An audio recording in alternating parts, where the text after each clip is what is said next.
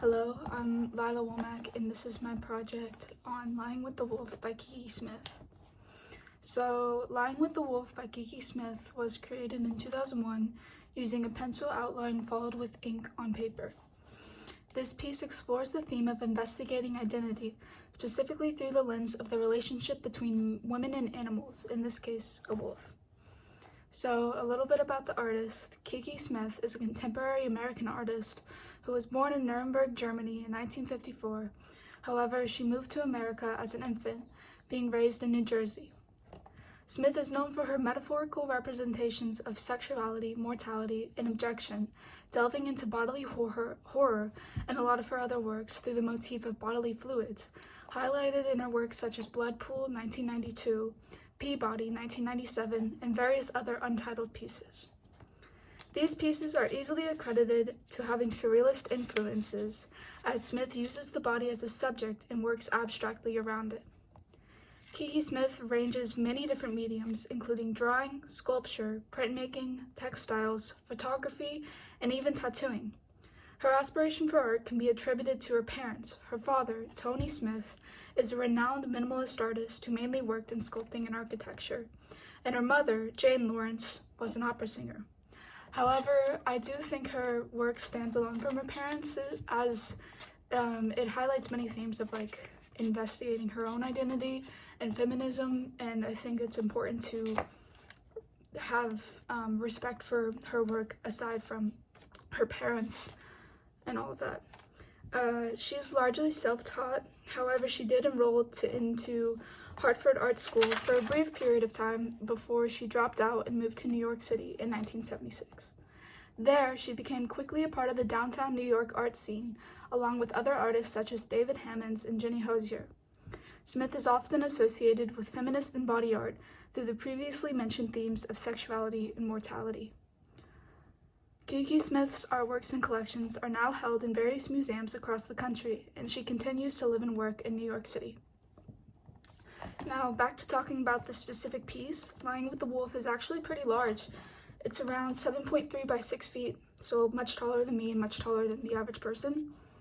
And the subject matter depicts a nude female figure reclining back with a darkened wolf, contrasting to her very pale, only slightly stippled figure. You can see the slight stippling around her feet and her rib cage, and heavier lines around her arms and her hair to depict depth. However, there's not much of this. Also, if you probably noticed, the drawing is pretty rough. The wolf's form is drawn somewhat haphazardly in disconnected, asymmetrical blocks of inked fur. You can kind of see what I mean around the feet and the torso portion, where the lines kind of disconnect and aren't really cohesive. Aside from the subject matter, the paper lies blank, with rough, seemingly stained wrinkles filling the negative space.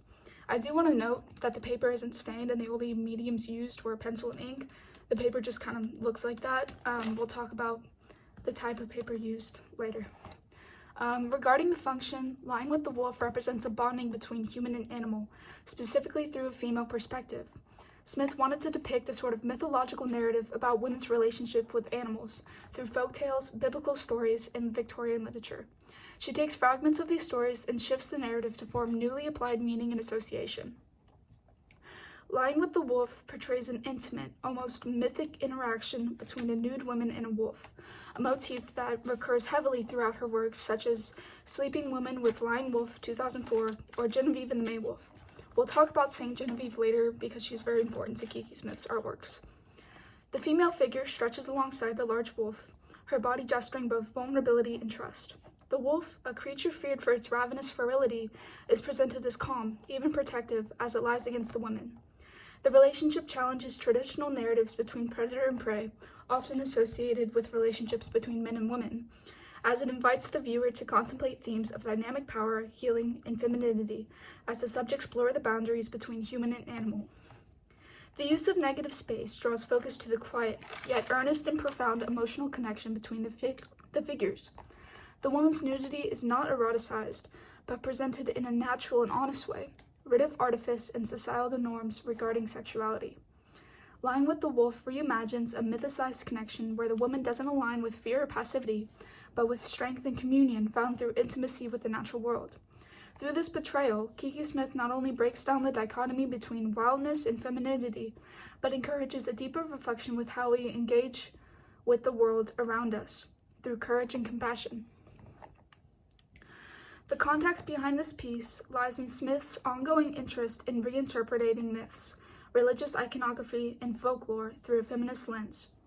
She draws from tales such as that of Saint Genevieve, a Christian saint, obviously, who is sometimes depicted with a wolf, as she is believed to have the ability to tame animals, specifically wolves, which is obviously reflected in this piece, and many of her other pieces too. She also takes inspiration from Little Red Riding Hood, as she subverts the traditional narrative between purity and savagery, or victim and predator. The wolf is not seen as a threat, but a companion, offering a vision of coexistence and empowerment. Throughout Smith's work, she consistently engages with the body as a site of memory and transformation, displayed in many other works such as Bite, 1988, or Dark Water, 2023.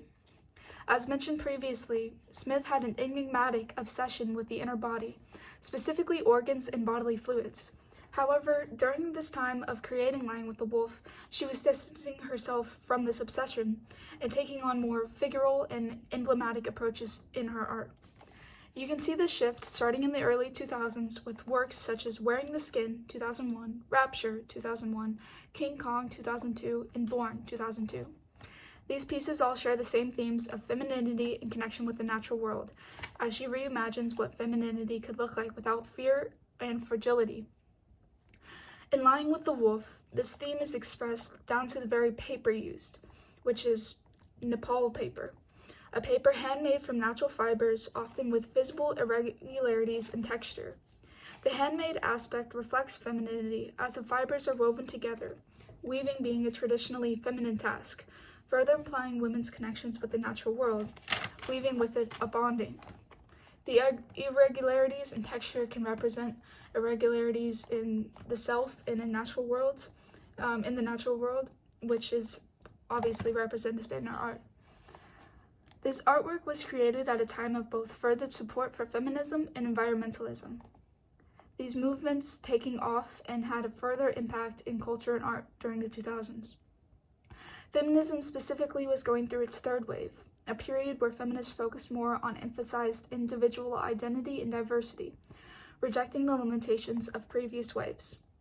Some sources state that Kiki Smith was more a part of second wave feminism that aimed to achieve greater equality outside the political sphere, but she has been alive and working through both waves, and now the fourth wave, which I assume has impacted her art, as she is obviously a feminist artist. Overall, what drew me to this piece was its thought-provoking subject matter and the aesthetics. Through learning about Lying with the Wolf, I really do think it's an important work that kind of reimagines feminism through a positive lens, and because I feel like a lot of times in feminist artwork, it's very angry and revengeful, rightfully so, but it's kind of refreshing to see this variation of what life could be like between woman and wolf, or man and woman. You know, that's at least what I see it as, the wolf representing a man. With this project, I really have come to love Kiki Smith and her artwork. My favorites are Constellation, 1996. I think it's very beautiful, and Fortune, 2014.